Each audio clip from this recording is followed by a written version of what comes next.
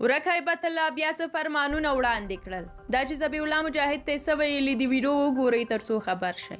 د سرپرست حکومت ویان ذبیح الله مجاهد وایي چې د طالبانو د مشر مولوي هیبت الله اخوندزاده د فرمان په اساس دغه ټاکنې ترسره شوي. د ټولګټو چارو وزارت مخکینی ادارې او مالی معین بخت الرحمن شرافت د اوسپنیزي کرښې د ادارې د سرپرست په توګه، ملا فیض الله اخوند د ملي ستندرد ادارې د سرپرست په توګه، مفتي محمد حامد د ملي ستندرد ادارې د تخنیکی مرستیال په توګه، مولوي عطا الله فرید د یاد ادارې د ادارې او مالی مرستیال په توګه، د عامه روغتیا وزارت د صحي خدماتو د وړاندې کولو مخکینی معین ډاکټر عبدالباري عمر د غذا او درملو د ادارې د سرپرست په توګه، د هرات ولایت د نظامی کمیسیون مخکینی مسؤل مولوي غلام حیدر د تخنیکی او مسلکی تعلیماتو د ادارې د سرپرست په توګه، د مذاکراتي ټیم مخکینی غړی شیخ مولوي عبدالکریم د عدلی وزارت د مسلکی معین په توګه، د سیاسي دفتر مخکینی غړی عبدالرحیم ثاقب د اطلاعات او کلتور وزارت د ځوانانو چارو د معین په توګه، مولوي عبدالکریم د ټولګټو چارو وزارت د تخنیکی معین په توګه، مولوي نور الدین د تخار ولایت مخکینی والی د ټولګټو چارو وزارت د مالی او اداري معین په توګه، مولوي عنایت الله د لوګر ولایت د والی په توګه،